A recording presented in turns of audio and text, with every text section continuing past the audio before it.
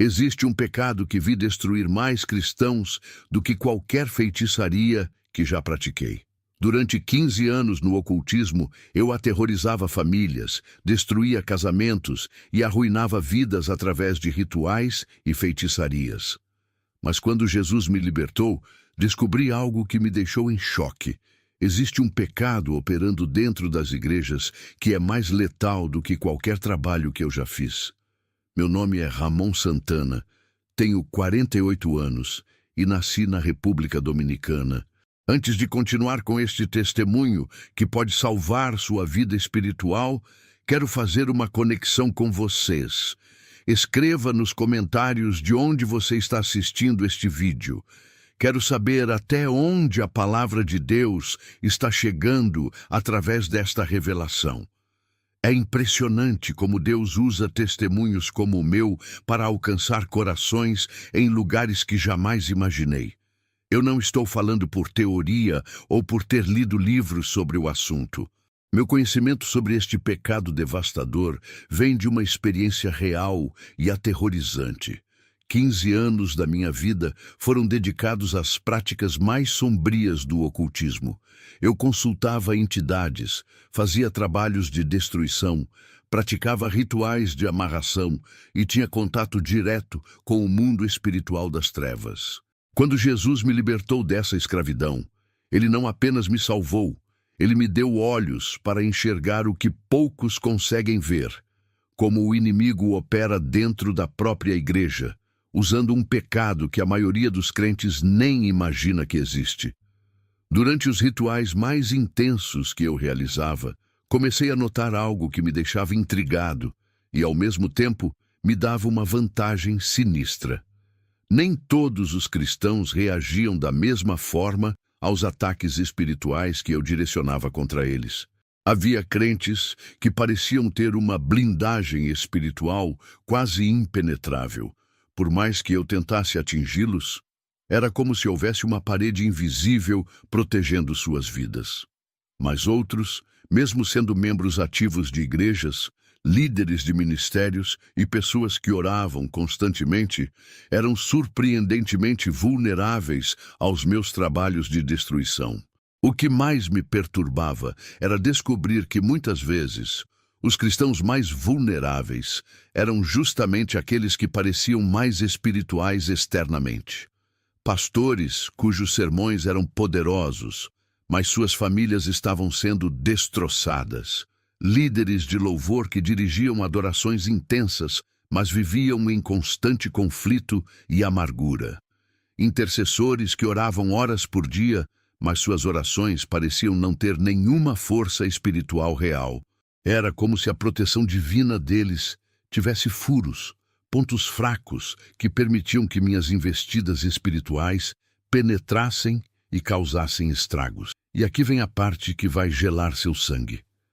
As entidades que eu invocava me revelaram que existe um pecado específico que elas exploram para ter acesso total à vida de um crente. Elas me mostraram como esse pecado cria uma porta aberta no mundo espiritual, permitindo que toda sorte de maldição, enfermidade, divisão e destruição entre na vida da pessoa.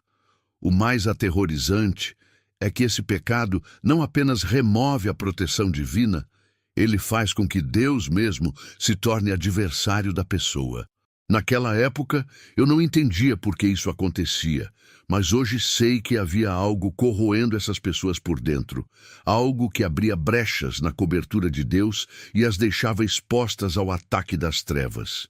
E esse algo pode estar operando na sua vida neste exato momento. Esse algo que as trevas me revelaram tem um nome: orgulho espiritual. Mas não estou falando do orgulho óbvio que todo mundo consegue identificar. Não é aquele orgulho escancarado de quem se vangloria abertamente. Estou falando de um veneno silencioso que se disfraza perfeitamente de espiritualidade madura, de discernimento apurado, de zelo pela verdade. As entidades me explicaram que esse é o pecado favorito delas, porque consegue operar dentro do coração de um crente, enquanto ele genuinamente acredita que está crescendo espiritualmente. O que me deixava perplexo era como esse pecado conseguia ser completamente invisível aos olhos humanos, mas gritantemente visível no mundo espiritual. Quando eu olhava para esses cristãos vulneráveis, com meus olhos carnais, eu via pessoas dedicadas, conhecedoras da Bíblia, ativas na igreja. Mas quando eu acessava a dimensão espiritual através dos rituais, eu conseguia enxergar algo completamente diferente. Uma escuridão sutil ao redor dessas pessoas, como se a luz de Deus estivesse gradualmente se apagando nelas. Elas ainda funcionavam religiosamente, ainda cumpriam todas as atividades da igreja, mas espiritualmente estavam secando por dentro. A descoberta mais chocante foi entender que esse pecado cria uma assinatura espiritual específica que todos os demônios reconhecem imediatamente. É como se a pessoa carregasse um sinal invisível que dizia: esta aqui pode ser tocada, esta aqui perdeu a proteção, esta aqui está separada de Deus mesmo que ela não saiba. Durante meus trabalhos mais intensos, as entidades me mostravam como identificar esse sinal nas pessoas. Elas me ensinaram que o orgulho espiritual é diferente de qualquer outro pecado, porque ele não apenas afasta a pessoa de Deus, ele faz com que Deus se torne adversário dela. E aqui vem algo que vai abalar sua compreensão. Enquanto pecados como adultério, roubo ou mentira geram culpa e levam ao arrependimento, o orgulho espiritual faz o contrário. Ele gera uma falsa sensação de retidão. A pessoa se sente mais santa, mais correta, mais próxima de Deus, quando na verdade está se afastando dele rapidamente. É o único pecado que consegue cegar completamente a pessoa para sua própria condição espiritual. O mais aterrorizante é que muitas vezes essa pessoa continuava pregando, profetizando, expulsando demônios, mas tudo era apenas uma encenação religiosa. Deus já havia se retirado dela há muito tempo. E se você está sentindo um aperto no peito agora mesmo, um incômodo que não consegue explicar, pode ser que o Espírito Santo esteja tentando te alertar sobre algo que você precisa urgentemente examinar em sua própria vida antes que seja tarde demais. Como eu conseguia identificar exatamente quais cristãos estavam contaminados por esse orgulho espiritual? As entidades que eu invocava me ensinaram a observar sinais específicos no mundo espiritual que são completamente invisíveis aos olhos naturais. O primeiro sinal era a aura espiritual. Crentes humildes tinham uma luz dourada brilhante ao redor deles, enquanto os orgulhosos tinham uma luz opaca, amarelada, quase suja. Era como se a glória de Deus estivesse se retirando gradualmente dessas pessoas, deixando apenas uma imitação fraca da verdadeira presença divina. O segundo indício me deixava perplexo. Quando esses cristãos orgulhosos oravam, eu conseguia ver suas palavras literalmente batendo no teto e voltando para eles.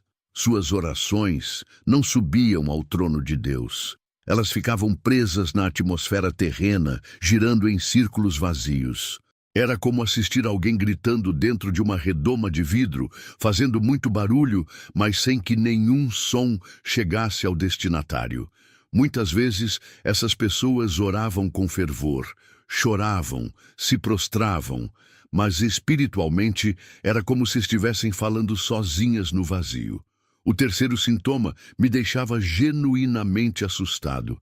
A presença de Deus literalmente se afastava fisicamente dessas pessoas durante os cultos. Eu conseguia ver como o Espírito Santo, que deveria estar sobre elas, se retirava lentamente, criando um vácuo espiritual devastador ao redor delas. E nesse vácuo perigoso, outras presenças começavam a se aproximar. Não demônios necessariamente, mas uma frieza espiritual mortal. Uma secura que ia consumindo a vida interior da pessoa gradualmente. A descoberta mais chocante era perceber que os demônios se aproximavam dessas pessoas com uma facilidade assustadora. Não para possuí-las, Isso seria muito óbvio, mas para sussurrar pensamentos de superioridade, críticas constantes aos outros, comparações que inflavam ainda mais o ego espiritual destrutivo. Era como se essas pessoas tivessem perdido completamente o sistema de alarme do Espírito Santo que deveria alertá-las sobre a aproximação do mal. E aqui está a verdade que pode salvar sua vida. Se você tem constantemente pensamentos críticos sobre outros crentes, se você sempre se sente mais espiritual que os outros, se suas orações parecem mecânicas e vazias, esses podem ser sinais de que você já está sendo afetado por esse veneno espiritual que observei destruir tantas vidas preciosas. Durante meus anos mais profundos no ocultismo, as entidades me revelaram algo que vai chocar você. O orgulho espiritual não é apenas um pecado comum. É a principal arma estratégica das trevas para destruir a igreja por dentro. Elas me explicaram que enquanto os cristãos estão preocupados lutando contra pecados óbvios como drogas, adultério e vícios, elas trabalham silenciosamente plantando sementes de soberbia espiritual nos corações mais dedicados. É uma estratégia militar perfeita, atacar pelo ponto que ninguém está defendendo, e a Bíblia confirma isso em Provérbios 16:18.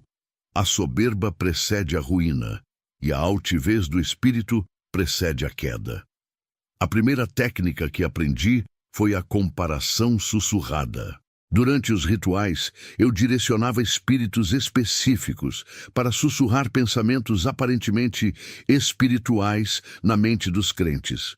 Você ora mais que fulano. Sua fé é mais madura que a dele. Você entende a Bíblia melhor que esses cristãos carnais. O diabólico dessa estratégia é que a pessoa genuinamente acredita que esses pensamentos vêm de um discernimento espiritual apurado, quando na verdade são implantações demoníacas projetadas para inflar seu ego religioso. E se você já teve pensamentos assim, precisa parar este vídeo agora e examinar seu coração urgentemente. A segunda tática era ainda mais sinistra: transformar dons espirituais em ferramentas de orgulho.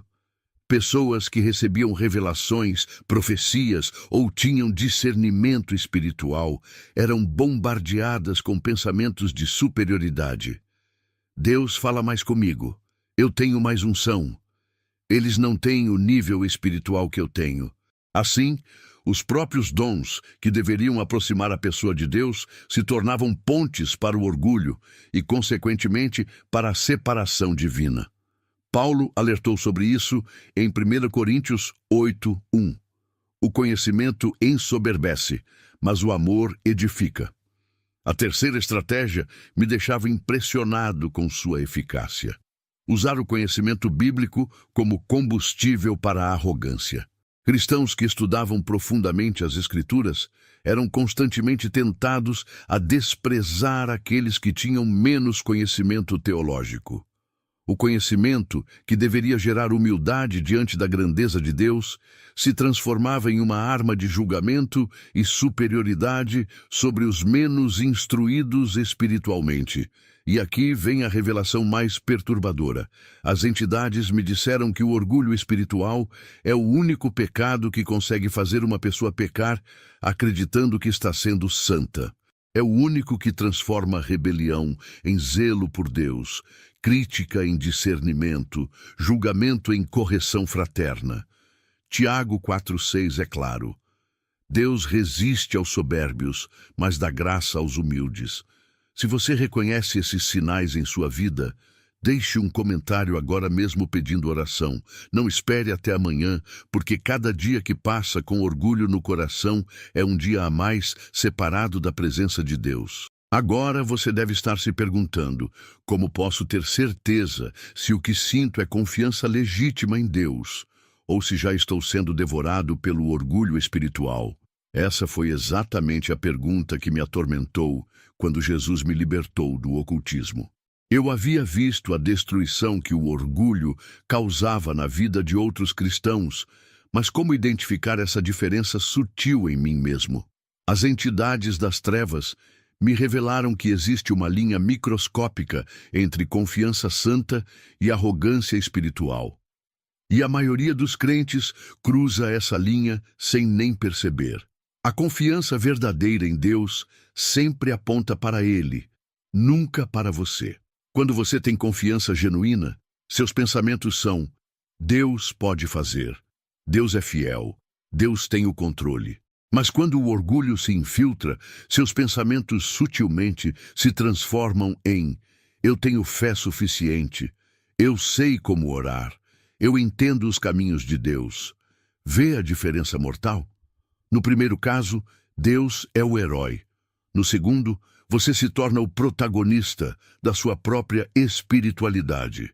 E se você está sendo honesto consigo mesmo agora, você sabe exatamente qual dessas duas categorias descreve seus pensamentos mais íntimos. O orgulho espiritual sempre se manifesta através de comparações constantes. Durante meus rituais, eu observava como crentes orgulhosos viviam medindo sua espiritualidade pela espiritualidade dos outros. Pelo menos eu não sou como aquele irmão. Eu oro mais que a maioria. Minha devoção é mais sincera que a deles. A Bíblia é cristalina sobre isso em 2 Coríntios 10:12. Eles, medindo-se consigo mesmos e comparando-se consigo mesmos, não são sensatos. Ou quando você precisa diminuir outros para se sentir bem espiritualmente, você já cruzou a linha vermelha que separa humildade de soberbia. Aqui está o teste que pode salvar sua alma. A confiança em Deus te faz menor diante dele, enquanto o orgulho espiritual te faz sentir maior diante dos homens. Quando você tem confiança genuína, você se prostra, você se quebra, você reconhece sua total dependência de Deus. Mas quando o orgulho contamina seu coração, você se levanta, você se compara, você julga, você critica, você se sente qualificado para corrigir todo mundo ao seu redor. E a pergunta que não quer calar é: qual dessas duas descrições reflete sua postura atual diante de Deus e dos irmãos? Se você está sentindo um nó na garganta agora mesmo, se algo dentro de você está se contraindo com essas palavras, não ignore esse sinal. É o Espírito Santo te alertando que você precisa urgentemente examinar o estado do seu coração antes que seja tarde demais para voltar atrás. E se você pensou que o teste anterior era perturbador, prepare-se para algo ainda mais chocante. A forma mais perigosa do orgulho espiritual é quando ele se disfarça perfeitamente de discernimento. Durante meus anos mais intensos no ocultismo, as entidades me revelaram que essa é a armadilha favorita delas, porque consegue enganar até mesmo os cristãos mais maduros. Elas me mostraram como transformar o dom genuíno do discernimento espiritual em uma arma de destruição massiva dentro das igrejas, e eu vi essa estratégia funcionar de forma devastadora em milhares de vidas. O discernimento verdadeiro sempre vem acompanhado de dor, lágrimas e intercessão. Quando Deus revela algo sobre uma pessoa ou situação, o coração genuinamente discernidor se quebra, chora, intercede e busca restauração. Mas quando o orgulho contamina esse dom, ele se transforma em crítica fria, julgamento implacável e uma satisfação sinistra em descobrir os erros dos outros. Durante meus rituais, eu conseguia identificar facilmente os falsos discernidores, porque eles eram os únicos que pareciam se alimentar espiritualmente das falhas que descobriam nos outros crentes. A diferença é devastadoramente clara. O discernimento santo produz misericórdia, restauração e oração secreta. O orgulho disfarçado produz crítica pública, divisão e fofoca espiritual. Quando você tem discernimento real, você vai para o quarto, fecha a porta e chora diante de Deus pela pessoa. Quando o orgulho está operando, você vai para outros irmãos e compartilha sua preocupação sobre fulano ou cicrano. Jesus foi claro em Mateus 7:1-2. Não julgueis, para que não sejais julgados. Porque com o juízo com que julgais, sereis julgados, e com a medida com que medis, vos hão de medir a vós. Mas aqui vem a parte mais aterrorizante. Os orgulhosos espirituais genuinamente acreditam que estão protegendo a igreja quando estão, na verdade, a destruindo por dentro. Eles se veem como guardiões da verdade, defensores da santidade, vigilantes espirituais. Justificam suas críticas constantes como zelo pela casa de Deus e suas palavras cortantes como correção em amor. Durante meus trabalhos de destruição, eu observava como essas pessoas faziam o trabalho sujo das trevas de graça, dividindo congregações, afastando novos convertidos e ferindo corações sensíveis, tudo em nome da pureza doutrinária. A estratégia demoníaca é genial, fazer a pessoa se sentir mais santa exatamente quando ela está sendo mais destrutiva. Quanto mais ela critica, mais espiritual se sente. Quanto mais julga, mais madura se considera. Quanto mais divide, mais acredita estar defendendo a verdade. E o mais diabólico de tudo, ela usa versículos bíblicos para justificar comportamentos completamente antibíblicos. 1 Coríntios 13:1 destrói essa mentira. Ainda que falasse as línguas dos homens e dos anjos e não tivesse amor, seria como o metal que soa ou como o sino que tine. E agora eu te pergunto com toda a seriedade: você tem sido um instrumento de união ou divisão na igreja? Suas palavras têm produzido restauração ou destruição? Porque se você está sempre encontrando defeitos nos outros, sempre tendo preocupações espirituais sobre os irmãos, sempre sentindo necessidade de alertar sobre as pessoas, você pode estar sendo usado pelas trevas sem nem perceber. E isso deveria te apavorar. Se você achou que o orgulho disfarçado de discernimento era devastador, preciso te contar sobre a forma mais sinistra que presenciei. O orgulho espiritual que se manifesta como manipulação dentro das famílias. Durante meus trabalhos mais intensos no ocultismo, eu observei como pais e cônjuges espirituais destruíam suas próprias famílias usando versículos bíblicos como armas de controle e dominação. As entidades me revelaram que essa é uma das estratégias mais eficazes delas, porque consegue destruir o núcleo da sociedade cristã, a família, usando a própria palavra de Deus como instrumento de opressão. Eu vi maridos que usavam Efésios 5:22 para justificar comportamentos tirânicos e abusivos, transformando a liderança bíblica em ditadura espiritual. Eles se escondiam atrás de versículos sobre a autoridade masculina para controlar cada movimento das esposas, tomar decisões unilaterais e exigir obediência cega. Mas, convenientemente, ignoravam Efésios 5:25, que ordena aos maridos amar suas esposas como Cristo amou a igreja e se entregou por ela. Durante meus rituais, eu conseguia ver como esses homens tinham perdido completamente a presença de Deus em suas vidas, mas continuavam funcionando como líderes espirituais, autoritários e destrutivos. Vi mães que usavam versículos sobre disciplina para justificar abusos emocionais e físicos contra seus filhos. Elas citavam provérbios sobre a vara da correção enquanto destroçavam a autoestima dos filhos com palavras cortantes e punições desproporcionais. Transformavam a disciplina bíblica em tortura psicológica, sempre com uma justificativa espiritual para cada ação destrutiva. O mais perturbador era ver como essas crianças cresciam odiando a Deus e fugindo da igreja. Exatamente o oposto do que a verdadeira disciplina cristã deveria produzir. A manipulação espiritual tem uma assinatura específica que aprendi a reconhecer. Ela sempre usa a palavra de Deus para benefício próprio e nunca para autoexame. O manipulador espiritual cita versículos sobre submissão para os outros, mas nunca versículos sobre humildade para si mesmo. Fala sobre obediência dos outros, mas nunca sobre seu próprio arrependimento. Tiago 1:22 destroça essa hipocrisia, e sede cumpridores da palavra, e não somente ouvintes, enganando-vos com falsos discursos. Mas a revelação mais devastadora foi descobrir que filhos de manipuladores espirituais se tornam alvos preferenciais das trevas. Por quê? Porque eles crescem associando Deus com opressão, cristianismo com hipocrisia e autoridade espiritual com abuso. Durante meus trabalhos, eu tinha facilidade assustadora para influenciar jovens que vieram de lares cristãos opressivos.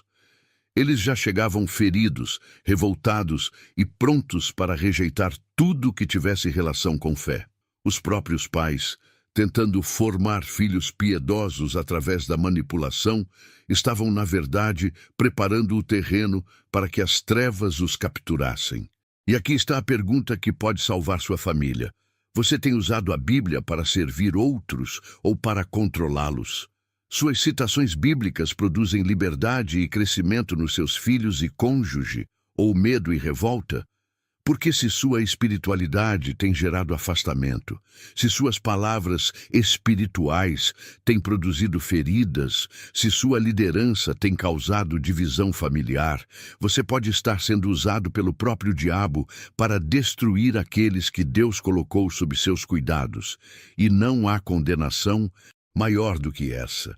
Existe um momento específico na trajetória do orgulho espiritual que me aterrorizava durante meus anos no ocultismo.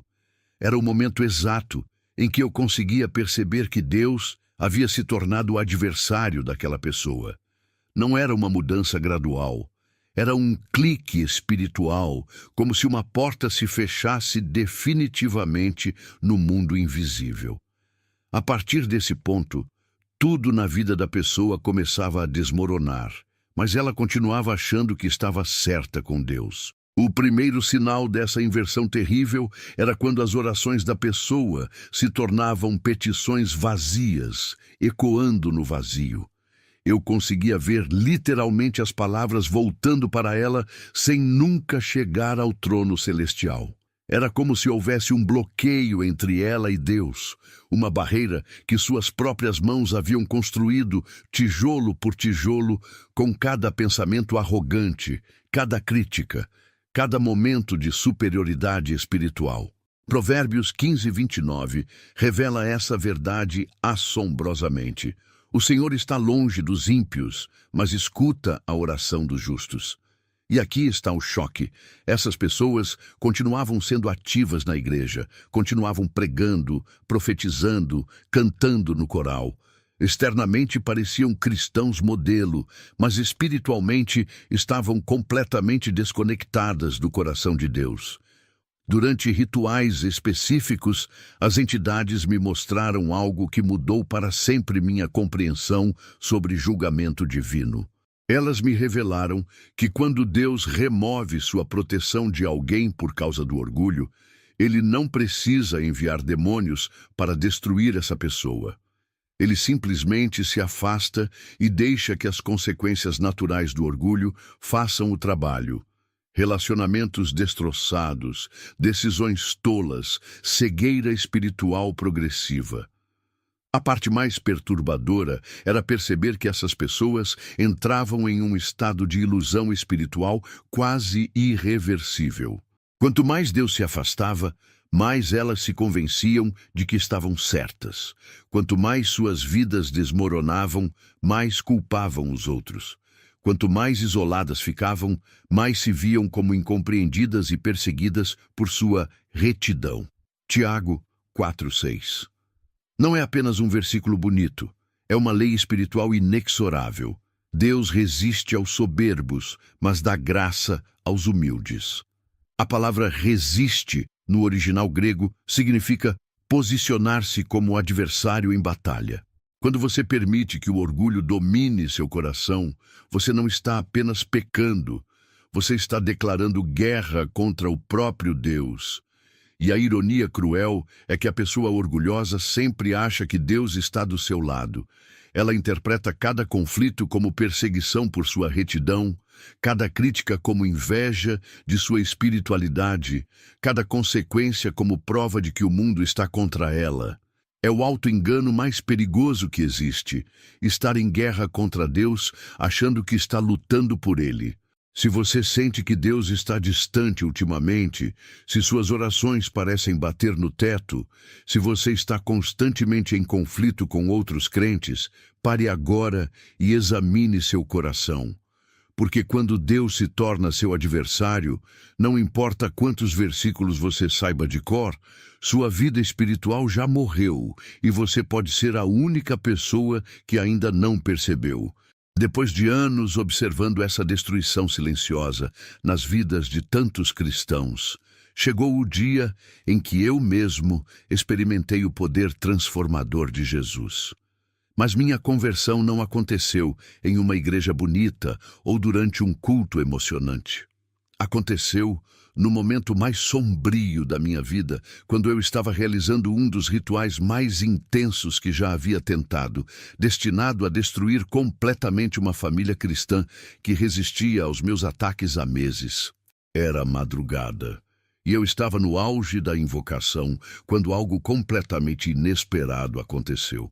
Uma luz começou a preencher o ambiente, não uma luz física, mas uma presença que fez todas as entidades que eu havia convocado fugirem instantaneamente. Pela primeira vez em 15 anos de ocultismo, eu senti medo real. Não medo dos demônios que eu conhecia bem, mas medo de algo infinitamente mais poderoso que havia entrado naquele lugar. Foi então que ouvi uma voz que não vinha de fora, mas de dentro do meu próprio peito. Ramon, eu morri por você também. Naquele momento, todos os anos de ódio contra os cristãos, toda a revolta contra Deus, toda a dureza do meu coração simplesmente desmoronaram. Eu vi minha vida inteira, cada ritual, cada família que destruí, cada pessoa que feri, e ao mesmo tempo senti um amor que eu jamais havia experimentado. Era como se Jesus estivesse me mostrando simultaneamente a profundidade da minha maldade e a imensidão do seu perdão. Chorei como nunca havia chorado na vida. Ali mesmo, cercado pelos objetos do ocultismo, eu me rendi completamente a Jesus Cristo. Imediatamente entendi algo que mudou para sempre minha perspectiva. Se Jesus podia salvar alguém como eu, que havia passado 15 anos servindo conscientemente às trevas, quanto mais ele desejava restaurar cristãos sinceros que simplesmente haviam se perdido no orgulho espiritual. Mas aqui vem a revelação que me assombra até hoje. Nos primeiros meses após minha conversão, eu descobri que alguns dos cristãos mais espirituais que eu conhecia tinham maior dificuldade para aceitar meu testemunho do que pessoas completamente perdidas no mundo. Eles questionavam a autenticidade da minha conversão, duvidavam das minhas motivações, criticavam minha falta de conhecimento bíblico adequado. Foi nesse momento que compreendi visceralmente a diferença entre religiosidade orgulhosa e coração quebrantado. As pessoas simples, humildes, que se reconheciam pecadoras, recebiam meu testemunho com lágrimas e glorificavam a Deus pela salvação.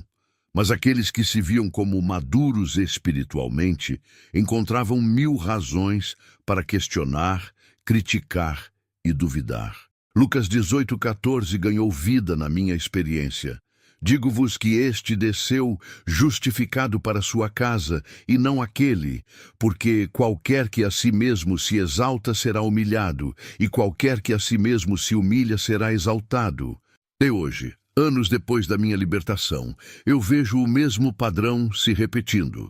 Jesus continua salvando prostitutas, viciados, criminosos e ex-feiticeiros como eu, enquanto muitos cristãos de berço permanecem presos na jaula dourada do orgulho espiritual, achando que estão bem com Deus, quando na verdade estão mais longe dele do que jamais imaginaram. A partir do momento em que Jesus me libertou, comecei uma jornada desesperada para entender como me proteger desse veneno que havia visto destruir tantos cristãos. Eu sabia que minha experiência no ocultismo me dava uma vantagem. Eu conseguia enxergar as armadilhas espirituais que muitos crentes não percebem. Mas também sabia que isso poderia se tornar minha própria queda se eu começasse a me sentir superior por ter esse conhecimento. O primeiro remédio que descobri foi a prática diária do autoexame brutal. Todo dia, antes de dormir, eu fazia uma pergunta específica ao Espírito Santo. Hoje eu me senti superior a algum irmão? Hoje critiquei alguém no meu coração? Hoje busquei reconhecimento humano? As respostas eram sempre dolorosas, mas necessárias. Salmo 139, 23, 24 se tornou minha oração constante. Sonda-me, ó Deus, e conhece o meu coração. Prova-me e conhece os meus pensamentos. E vê se há em mim algum caminho mau e guia-me pelo caminho eterno. O segundo antídoto foi aprender a celebrar genuinamente os sucessos espirituais dos outros. Sempre que via alguém sendo usado por Deus, pregando com poder ou recebendo reconhecimento ministerial, eu forçava meu coração a se alegrar por eles. No início era uma disciplina dolorosa, porque descobri que minha tendência natural era comparar, competir, encontrar defeitos. Mas com o tempo, essa prática transformou meu coração de pedra em coração de carne. Aprendi também que a humildade verdadeira não é se diminuir constantemente, mas reconhecer a fonte de tudo o que somos. Quando alguém elogiava meu testemunho ou ministério, ao invés de fingir falsa modéstia, eu simplesmente redirecionava a glória para Jesus. Isso é obra dele. Eu era apenas um vaso quebrado que ele escolheu usar. 1 Coríntios 4:7 se tornou meu versículo guia. Porque quem te faz diferente? E que tens tu que não tenhas recebido? E se o recebeste, por que te glorias, como se não o houveras recebido? Mas a descoberta mais revolucionária foi entender que o orgulho espiritual só morre quando morremos para nossa própria reputação. Enquanto eu ainda me importava com o que outros pensavam sobre minha espiritualidade, o orgulho sempre encontrava uma brecha para ressurgir. Foi preciso chegar ao ponto de genuinamente não me importar se me chamavam de novo convertido, se questionavam meu conhecimento bíblico, se duvidavam das minhas experiências. A prática mais poderosa que desenvolvi foi confessar publicamente minhas fraquezas e falhas. Quando pregava, eu sempre incluía alguma área onde ainda estava lutando, algum erro recente que havia cometido, alguma lição dolorosa que estava aprendendo. Isso não apenas mantinha meu coração quebrantado, mas também criava um ambiente seguro, onde outros podiam ser transparentes sobre suas próprias lutas. Gálatas 6:3 se tornou meu teste diário. Porque se alguém cuida ser alguma coisa, não sendo nada, engana-se a si mesmo. Sempre que me pegava pensando que estava maduro espiritualmente ou que havia alcançado algum nível superior, eu lembrava desta verdade. Aos olhos de Deus, somos todos mendigos espirituais, totalmente dependentes da sua graça. E aqui está o segredo que pode salvar sua vida espiritual. O orgulho espiritual só é vencido por uma dose diária de quebrantamento genuíno. Não é um problema que você resolve uma vez e esquece. É uma batalha diária que exige vigilância constante, humildade intencional e uma disposição de sempre se ver como o menor entre os santos. Se você quer ser curado deste câncer espiritual, comece hoje mesmo a praticar estas disciplinas. Porque a alternativa é continuar sendo devorado por dentro, enquanto aparenta estar bem por fora. Chegamos ao momento mais crucial deste testemunho. Como você pode saber, com absoluta certeza, se o orgulho espiritual já está operando em sua vida. Durante meus anos nas trevas, desenvolvi uma lista específica de sinais que as entidades me ensinaram a observar nos cristãos vulneráveis. Hoje, convertido e liberto, uso essa mesma lista como um raio-x espiritual para ajudar pessoas a identificarem essa contaminação antes que seja tarde demais. O primeiro sinal é sutil, mas devastador. Você sente um prazer secreto quando outros cristãos falham ou pecam. Pode ser uma satisfação disfarçada quando um pastor cai em escândalo, um alívio interior quando descobre que aquele irmão espiritual tem problemas, ou uma sensação de "eu sabia" quando alguém que você criticava mentalmente se revela imperfeito. Se você já sentiu isso, mesmo que por segundos, é um alarme vermelho tocando. O orgulho está se alimentando das falhas alheias para inflar seu ego. O segundo indicador é mortal. Suas orações se tornaram monólogos de reclamação sobre outros crentes. Você ora mais sobre os defeitos dos irmãos do que sobre seus próprios pecados. Suas intercessões soam como: Senhor, ajuda fulano a ser menos orgulhoso. Deus, mostra para Cicrano como ele está errado. Pai, aquela irmã precisa de mais humildade. Mas quando foi a última vez que você orou? Senhor, mostra-me onde eu estou falhando. Lucas 18, 11, 12 retrata exatamente esse tipo de oração farisaica. O terceiro sinal é devastador. Você sempre tem uma opinião espiritual sobre como os outros deveriam viver, liderar ou ministrar. Você assiste pregações pensando no que faria diferente, observa líderes criticando suas decisões, vê outros ministrando e mentalmente os corrige. Você se tornou um consultor espiritual não oficial de todo mundo, sempre sabendo melhor como as coisas deveriam ser feitas, mas raramente sendo consultado porque sua sabedoria vem acompanhada de um espírito crítico. O quarto indicador é aterrorizante.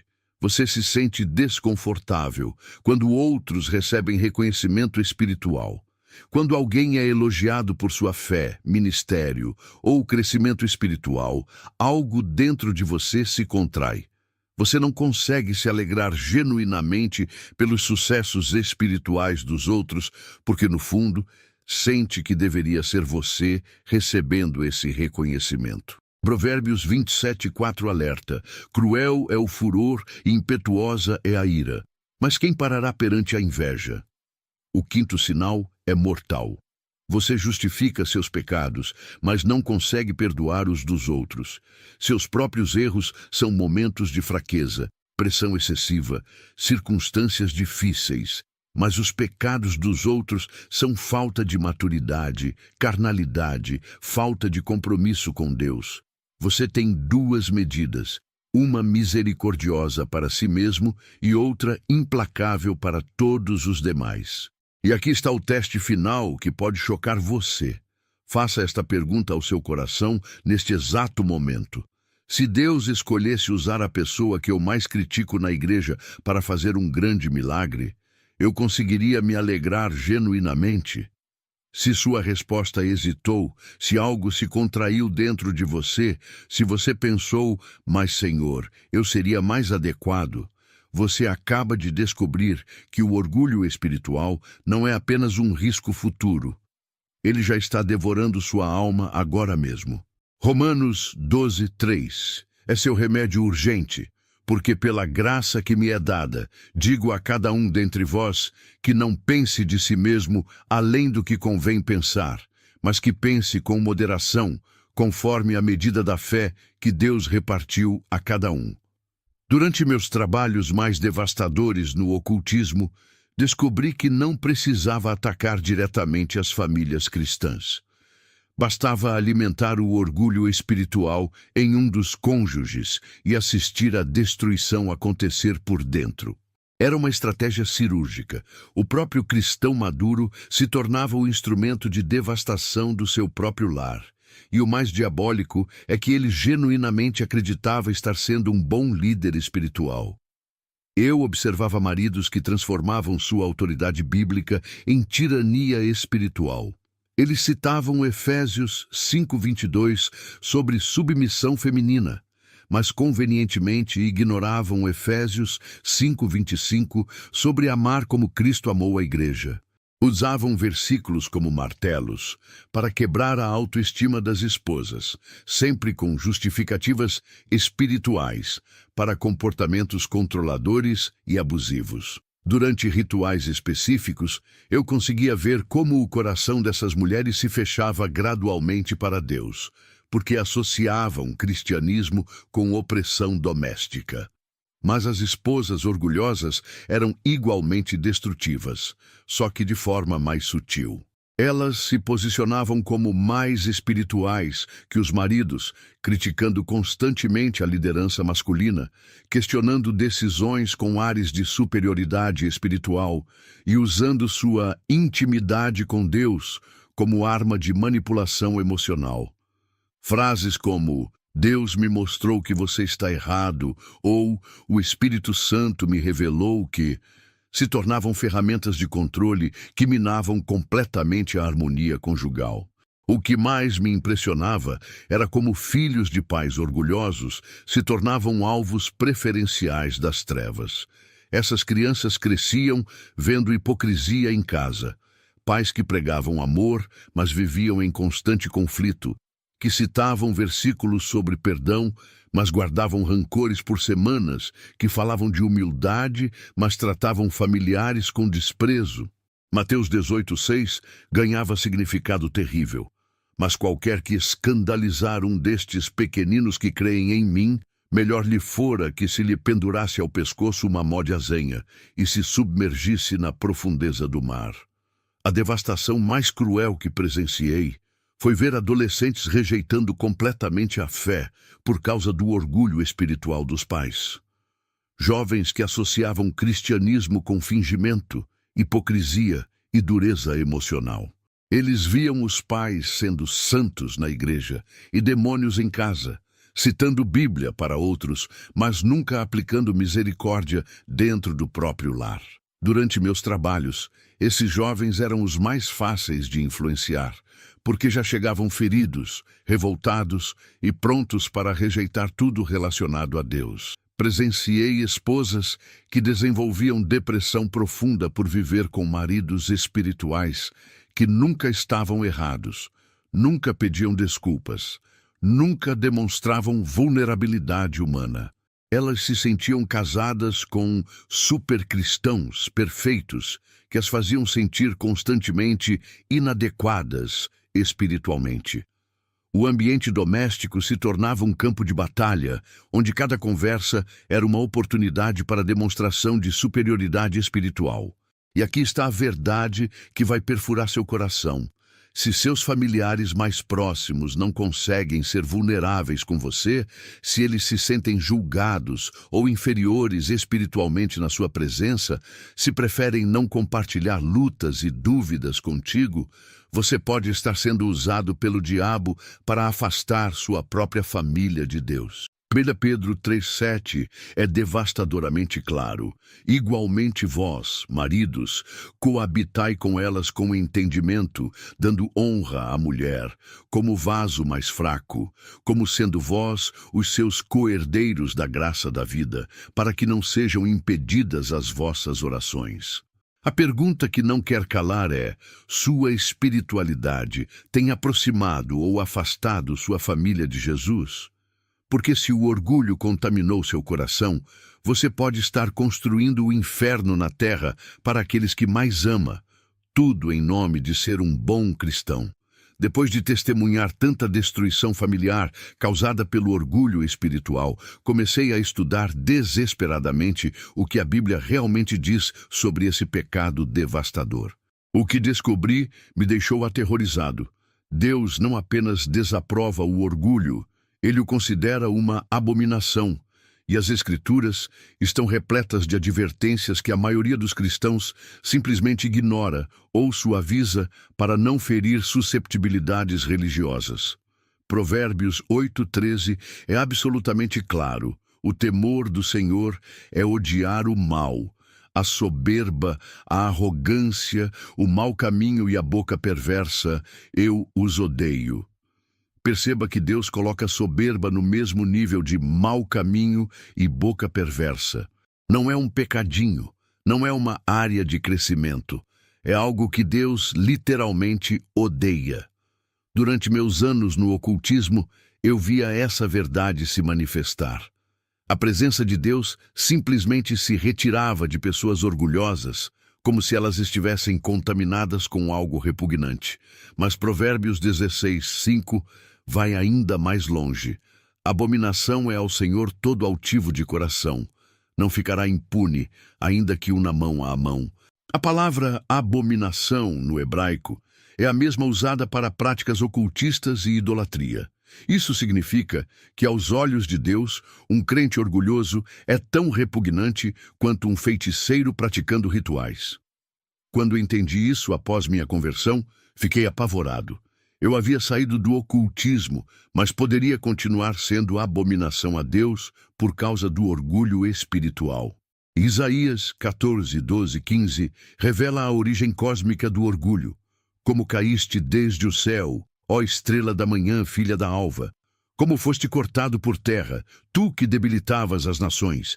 E tu dizias no teu coração, eu subirei ao céu, acima das estrelas de Deus exaltarei o meu trono. Contudo, levado serás ao inferno, ao mais profundo do abismo. Lúcifer não caiu por roubar, matar ou mentir, caiu por orgulho. E esse mesmo espírito que derrubou o querubim ungido está operando dentro de igrejas hoje, derrubando crentes que se exaltam espiritualmente. Tiago 4:6. Não deixa margem para interpretação. Deus resiste aos soberbos, mas dá graça aos humildes.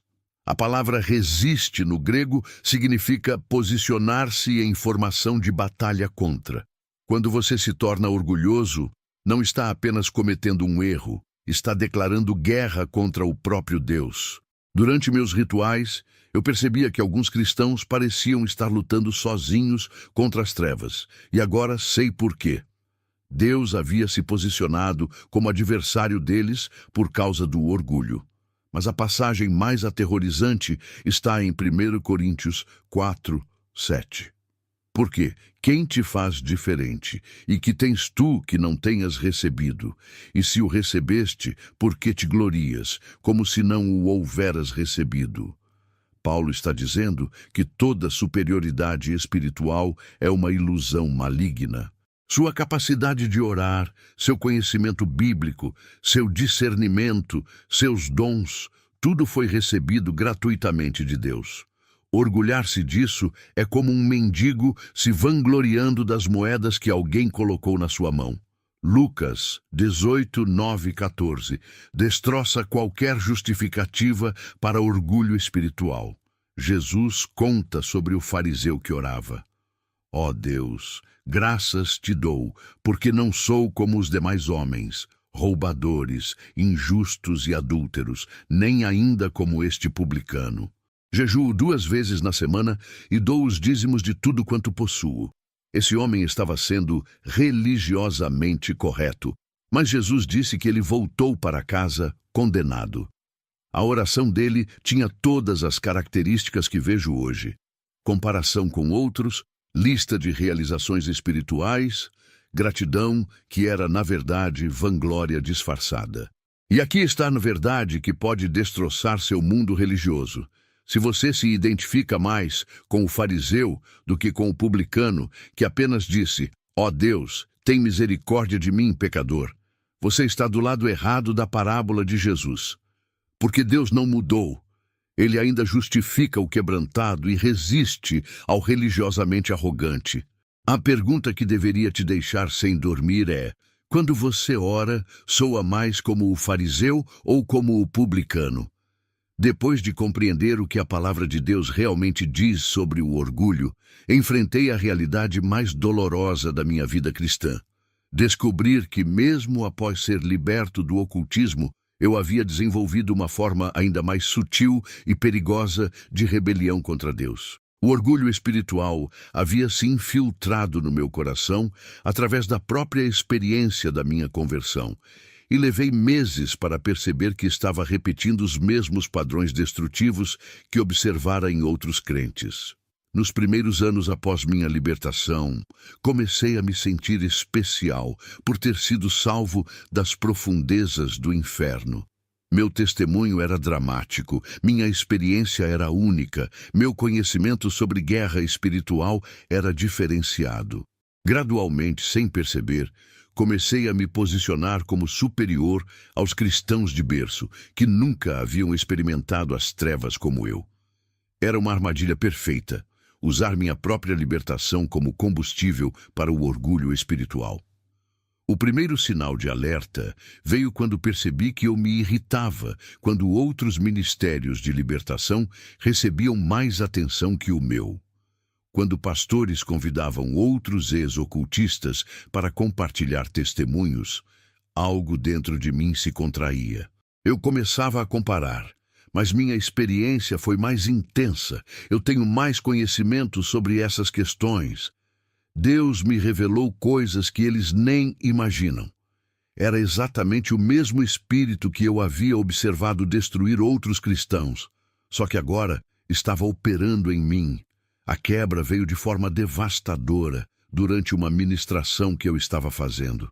No meio da oração, senti claramente o Espírito Santo se afastar de mim. Não era uma impressão. Era uma realidade espiritual tão tangível quanto uma pessoa saindo de uma sala.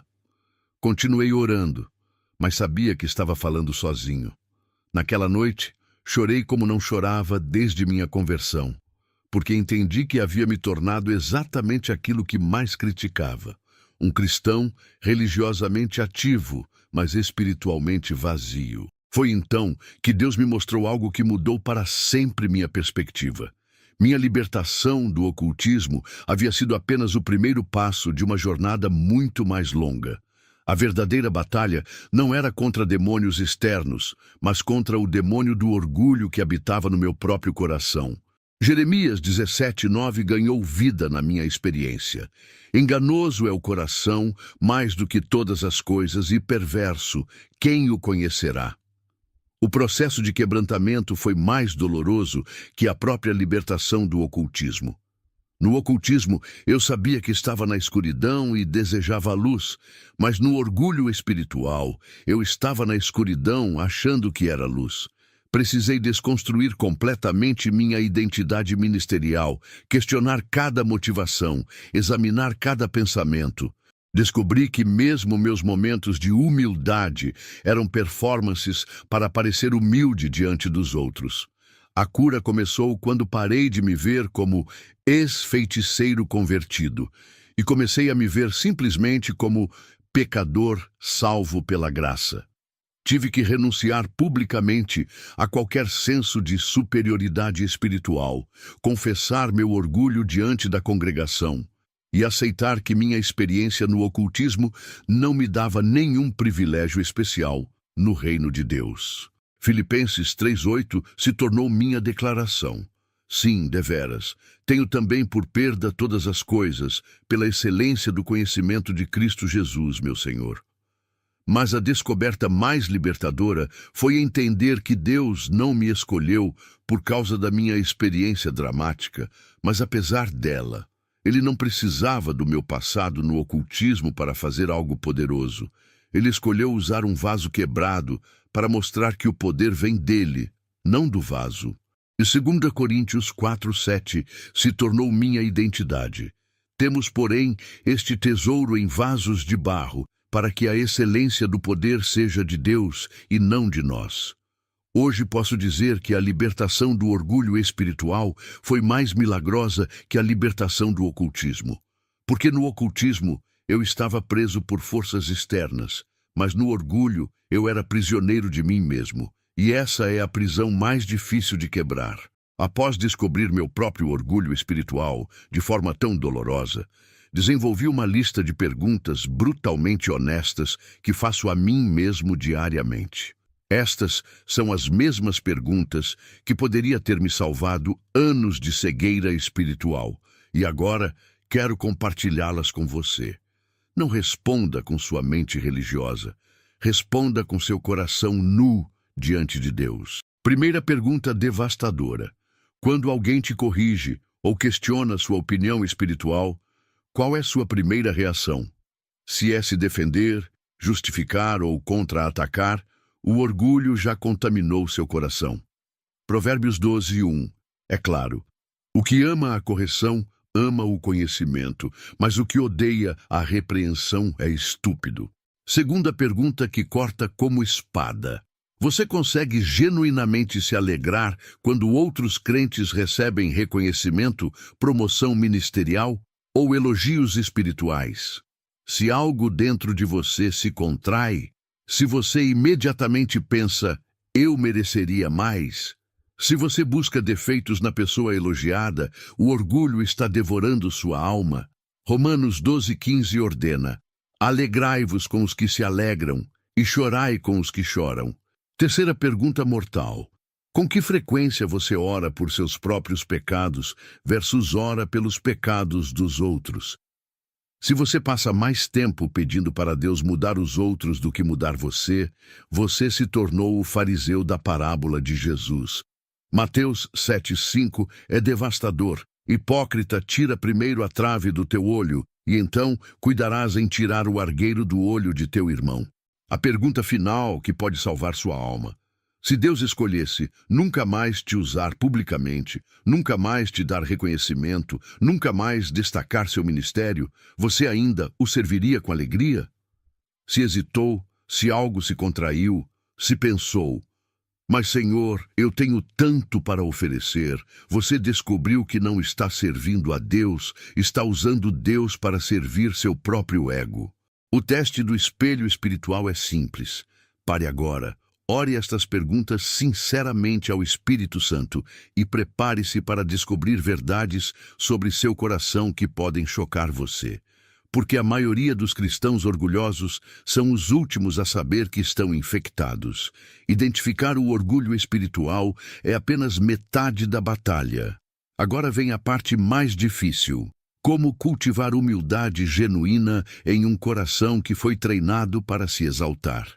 Depois de anos aprendendo da forma mais dolorosa possível, descobri que humildade verdadeira não é um sentimento que você desenvolve, mas uma série de escolhas práticas que você faz todos os dias, mesmo quando cada fibra do seu ser religioso está gritando contra essas decisões. A primeira disciplina que salvou minha vida espiritual foi a confissão preventiva. Todo domingo, antes de qualquer atividade ministerial, eu confesso publicamente alguma luta atual, algum erro recente ou alguma área onde ainda estou aprendendo. Isso mata o orgulho na raiz, porque é impossível se sentir superior quando você acaba de admitir suas fraquezas diante de todos. Tiago 5,16. Revolucionou minha prática. Confessai as vossas culpas uns aos outros e orai uns pelos outros, para que sareis. A segunda prática transformadora foi aprender a pedir ajuda constantemente. Orgulho se alimenta da ilusão de autossuficiência. Então, comecei intencionalmente a pedir conselhos, opinião, oração, até mesmo para coisas que eu poderia resolver sozinho. Quando você admite que precisa dos outros, você quebra a mentira de que é espiritualmente superior. Provérbios 11:14 se tornou minha estratégia. Não havendo sábia direção, o povo cai, mas na multidão de conselheiros há segurança. A terceira disciplina foi a mais dolorosa: celebrar ativamente os sucessos dos outros. Sempre que alguém é elogiado, promovido ou reconhecido, eu forço meu coração a se alegrar verbalmente, publicamente, exageradamente. No início, era pura obediência dolorosa, mas com o tempo essa prática transformou meu coração de competitivo em celebrativo. Mas a descoberta mais revolucionária foi entender que humildade genuína é fundamentalmente sobre perspectiva correta. Não é se diminuir falsamente, é ver a si mesmo, a Deus e aos outros nas proporções corretas. Romanos 12:3 define isso perfeitamente. Digo a cada um dentre vós que não pense de si mesmo além do que convém pensar, mas que pense com moderação. A prática diária que mudou tudo foi o inventário espiritual noturno. Toda noite antes de dormir, faço 3 perguntas ao Espírito Santo. Hoje eu me senti superior a alguém? Hoje busquei reconhecimento humano? Hoje resisti à correção? As respostas são sempre humilhantes, mas necessárias para manter meu coração quebrantado. E aqui está o segredo que poucos descobrem. Humildade verdadeira produz uma alegria inexplicável. Quando você para de competir espiritualmente, quando para de se comparar, quando para de buscar reconhecimento, uma paz sobrenatural invade sua alma. 1 Pedro 5:6 se torna realidade. Humilhai-vos, pois, debaixo da potente mão de Deus, para que a seu tempo vos exalte. O caminho da humildade é estreito e doloroso, mas é o único que leva à verdadeira intimidade com Deus. A pergunta é: você está disposto a trilhá-lo, mesmo que isso signifique a morte do seu ego religioso? Chegamos ao momento mais crucial de todo este testemunho, a hora da decisão que pode determinar o destino eterno da sua alma. Não estou sendo dramático, depois de tudo que compartilhei sobre a devastação que o orgulho espiritual causa e o caminho da humildade que pode salvá-lo. Você está diante de uma encruzilhada espiritual que não pode mais ignorar. Deus usou minha experiência nas trevas e minha libertação para colocar diante de você uma verdade que a maioria dos cristãos nunca ouve de forma tão clara. Este não é um momento para decisões superficiais ou promessas vazias.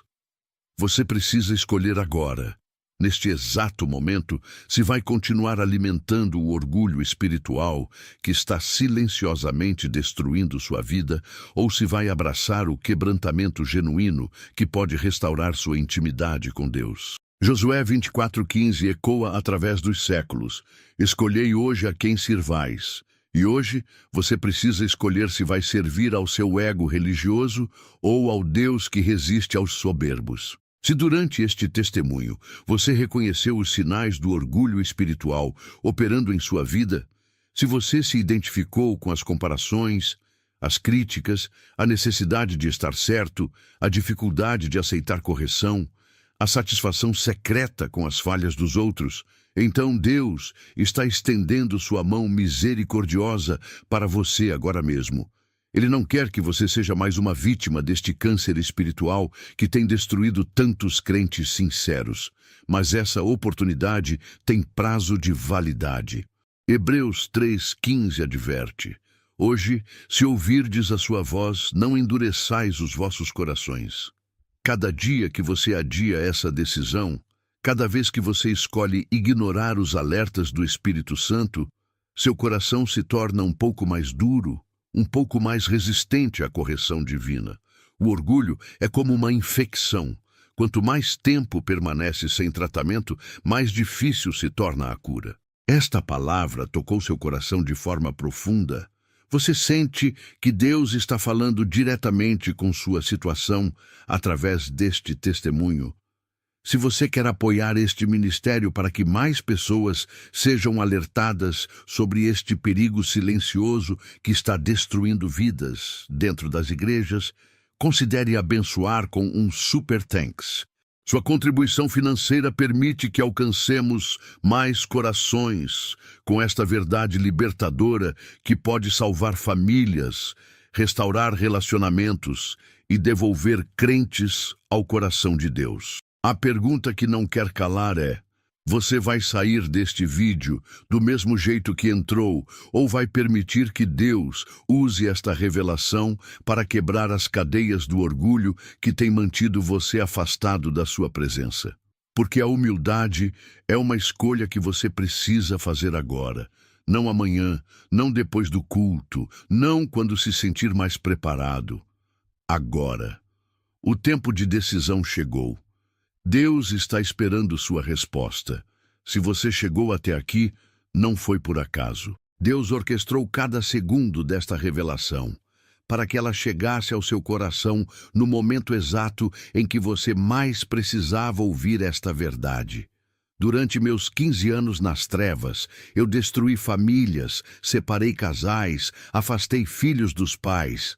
Mas nunca vi destruição tão devastadora quanto a que o orgulho espiritual causa silenciosamente dentro das próprias igrejas. A diferença é que meus trabalhos de feitiçaria eram temporários, mas o orgulho espiritual pode separar uma pessoa de Deus para a eternidade.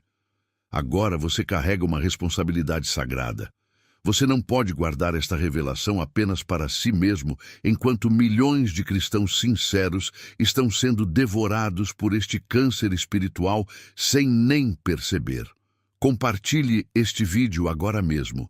Envie para sua família, seus amigos da igreja, seus líderes espirituais. Pode ser que alguém na sua lista de contatos esteja neste exato momento sendo destruído pelo orgulho, e este testemunho seja a única chance de salvação espiritual que essa pessoa terá. Sua obediência em compartilhar pode ser o instrumento que Deus usará para salvar casamentos que estão sendo destroçados por maridos ou esposas orgulhosos espiritualmente. Pode ser a palavra que impedirá filhos de rejeitarem a fé por causa da arrogância religiosa dos pais. Pode ser o alerta que salvará um líder da queda espiritual. Ezequiel 33:6 te faz responsável. Mas, se o atalaia vir que vem a espada, e não tocar a trombeta, e não for avisado o povo, o seu sangue requererei da mão do atalaia. Se você sente que está sendo vítima de feitiçaria, maldições, inveja, fofoca ou qualquer obra das trevas, siga nosso canal de oração, onde compartilhamos orações poderosas para quebrar toda obra maligna. Minha experiência de 15 anos no ocultismo, agora redimida por Jesus, me deu um conhecimento único sobre como as trevas operam e como combatê-las com autoridade espiritual. Não sofra em silêncio. Há libertação disponível para você. Mas lembre-se, não adianta quebrar as obras externas das trevas se o orgulho espiritual continuar abrindo portas para novos ataques dentro do seu próprio coração. A verdadeira libertação começa com humildade genuína diante de Deus. Que o Senhor Jesus Cristo abençoe sua vida, quebrante e seu coração para toda forma de orgulho, e o transforme em um instrumento de humildade que atrai a presença e a glória de Deus. Que você seja conhecido não pela sua espiritualidade superior, mas pela sua dependência total da graça divina, e que sua vida se torne um testemunho vivo de que aquele que se humilha será exaltado. A partir de hoje, você não é mais o mesmo. Deus falou com você através desta palavra, e agora você tem a responsabilidade de viver de acordo com o que ouviu. Não decepcione aquele que morreu para te libertar, não apenas do pecado, mas também do orgulho que pode te separar dele para sempre. Vá em paz, mas vá transformado.